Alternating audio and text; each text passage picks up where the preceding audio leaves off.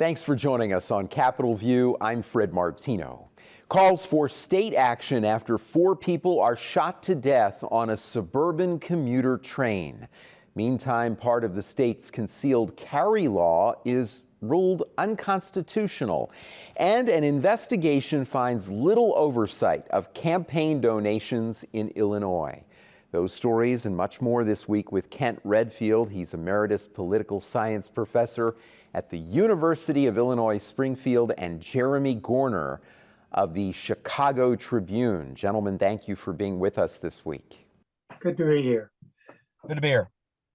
Kent, I want to start with you. We're going to begin with a story that's putting Illinois in the headlines after a shocking tragedy. 4 people were shot to death this week, apparently a random shooting on a Blue Line train in Forest Park. Forest Park Mayor Rory Hoskins called the murders a, quote, outlier, but he asked for leaders in Springfield to consider investing in more public safety resources.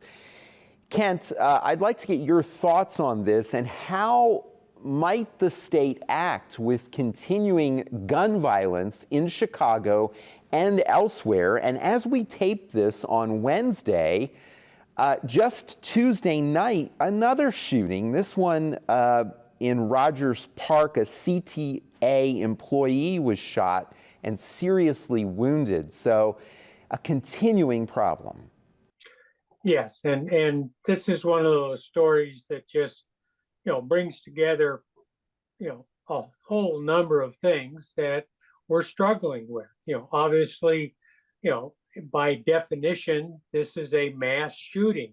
We've killed more than 4 people other than the gunman, and it isn't someone opening fire in a crowd or something like that, but rather appears to be kind of systematic, almost executions of people on a train.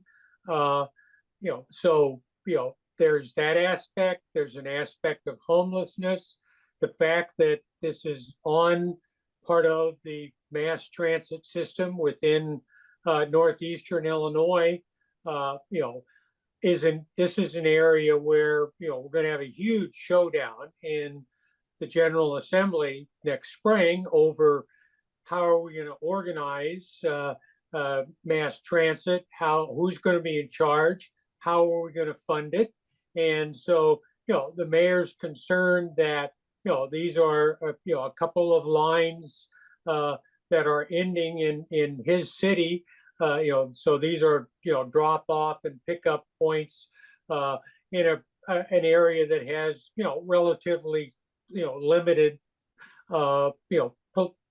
police capacity. And so yes, we want to make trains safer. We want to deal with all aspects of mass shootings. Later we're going to talk about concealed carry as relation to how do you make trains safer, harden the target, more guards, arm the passengers. What do you do with the mass, with this person apparently at the moment no motive, but it raises the issues of access and how to restrict access, how to rescreen. And so this just kind of opens up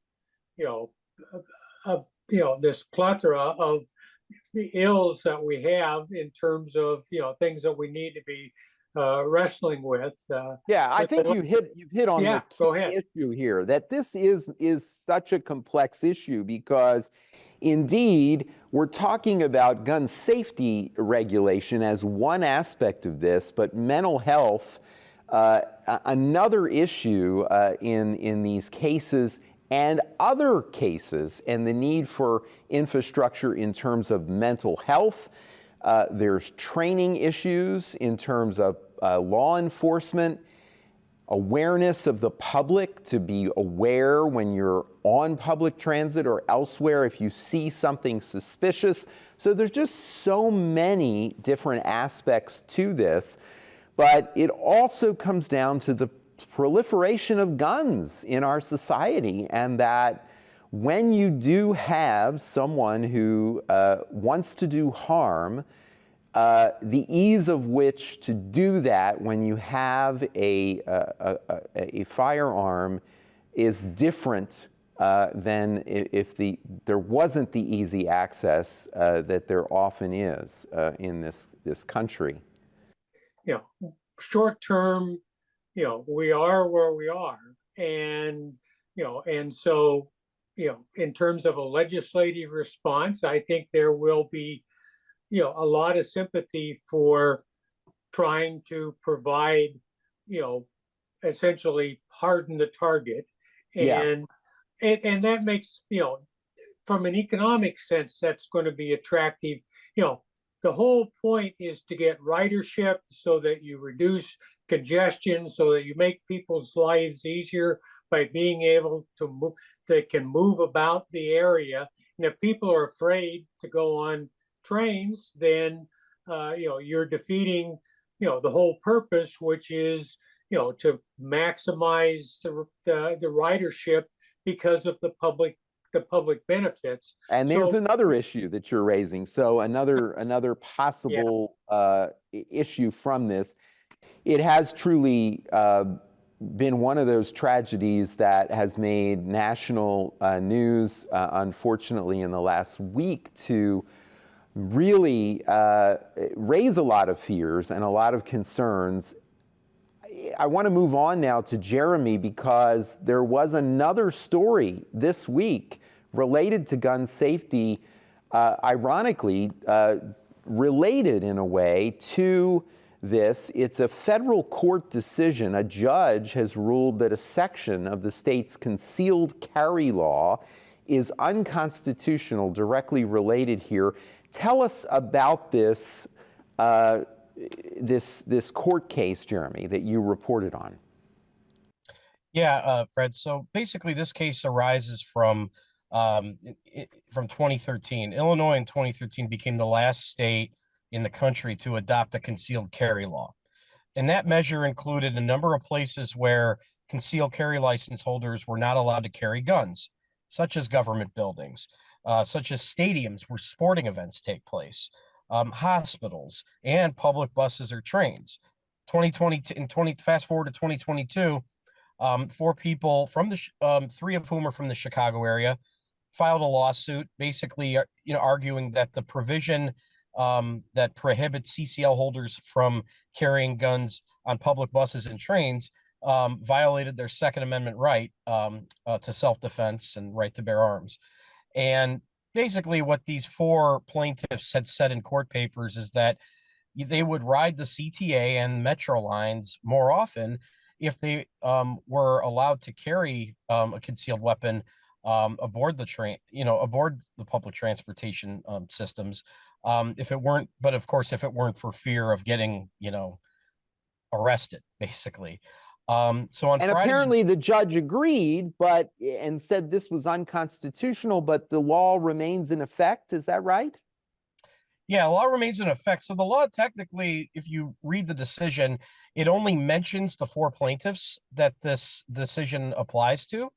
But their lawyer is arguing that, yeah, it only mentions the CTA and Metro. It only mentions, my 4 clients, but what's called into question is the broader applicability of this decision down the road. Who knows what this could mean in the future? As far as the plaintiff's lawyer is concerned, this is a decision that could, arguably apply to every CCL holder who wishes to take public transportation. But, obviously what this lawyer did was caution, when I spoke to him via email, cautioned that, if you are a CCL holder, he wouldn't advise taking a concealed weapon onto a bus or train, because he doesn't want those people to get arrested. So we'll see what happens. I mean, certainly, the Attorney General's office has basically said it is important to note that this only applies to the 4 plaintiffs, but we will likely appeal the ruling. So, yeah, I mean, the law, it is still the law of the land. But I think what this decision has shown is that it is called, it has been, this is the first evidence I've seen where this law has been called into question like this. where there was a ruling in the gun rights community's favor. So that's basically where it stands now. Very interesting. And again, another reminder of the complexity of this issue, because it involves so many different things, and then often goes to the courts to decide. So in terms of actual gun safety legislation, well, influencing the legislation, influencing the courts, many would argue, campaign contributions. And Kent, that brings us to our next story, gun safety. Many other issues often in the spotlight when it comes to campaign donations. And the Chicago Tribune had a very interesting investigation finding that big money floods Illinois campaigns with few rules and little enforcement. Tell us about this. Well, we are existing in an era defined by the U.S. Supreme Court, which has made it, very difficult to limit the flow of money, because basically they have ruled through a series of decisions that spending money is on politics is protected speech, and so they want states, if they or the federal government, to restrict their, when they try to place limits, they want to restrict it to just, strictly quid pro quo kinds of situations, essentially a bribery or extortion. They will allow some regulation in terms of the appearance of corruption. So they're interested in corruption, the appearance of corruption. And so Illinois does have contribution limits. You as a citizen, can only give $6,000-7,000 to your favorite candidate.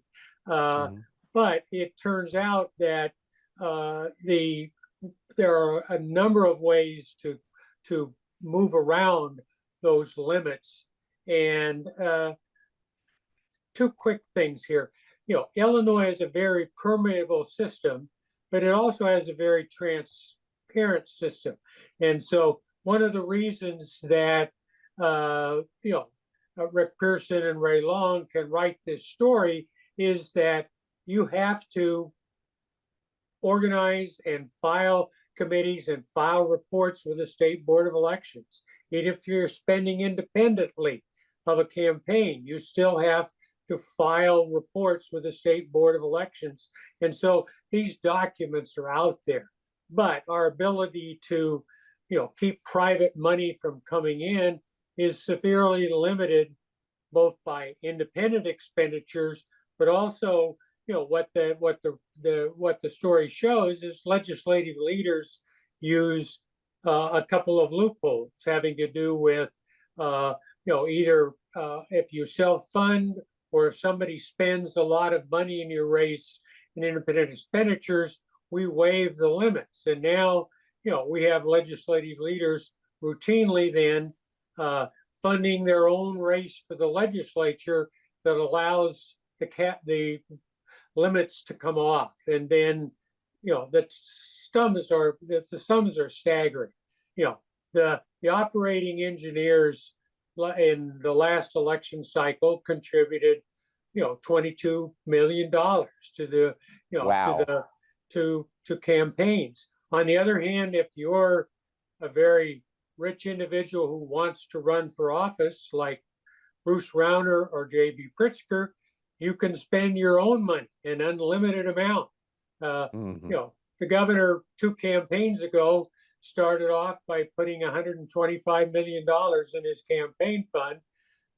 In the Republican primary, in 2022, Darren Bailey was funded by Dan Proff, and Richard Austin was funded by Ken Griffin. Close to $100 million coming in either directly or indirectly. So it's, we do have transparency, but there is absolutely no question that, big money is flowing into the system.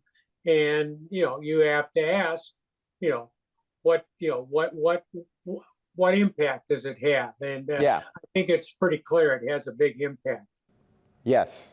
Very good reporting, something everyone should read this week. Jeremy, you covered another story making news. This was last week. The Illinois Supreme Court has sided with Republicans, upholding the unconstitutionality of a ban on candidates named by the party who did not run in a primary, but lost in some reporting on this is an important point in your story.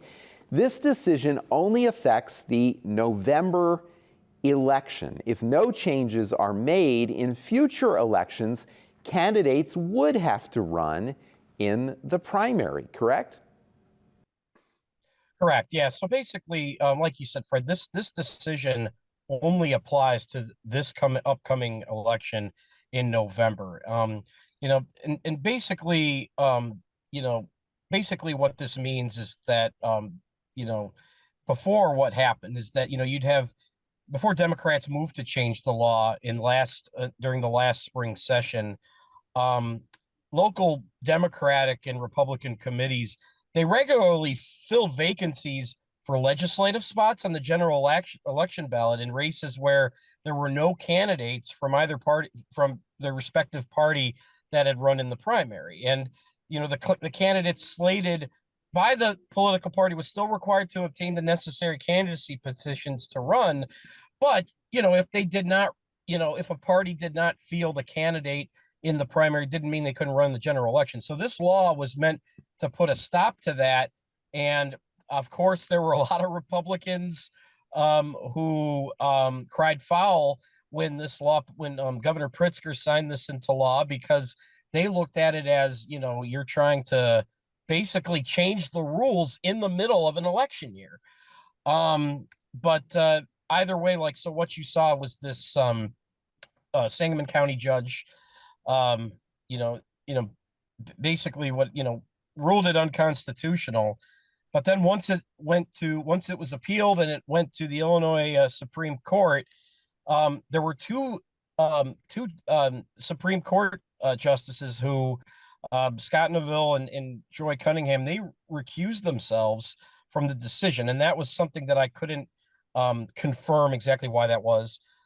So that's basically two of the seven members. So that leaves five remaining justices, and they were divided on the Sangamon County judge's finding of the law being unconstitutional. So according to the Illinois Constitution, you need four concurring justices to decide on cases. So basically, the state Supreme Court was forced to basically punt the issue back to the circuit court. So that's why the ruling stands the way it is. But the overarching message here is that it's only going to apply to the November election unless there's a change in the law between now and 2026, which is going to be the next election, or anything like that. Then the old law, the way it was, is going to remain the same.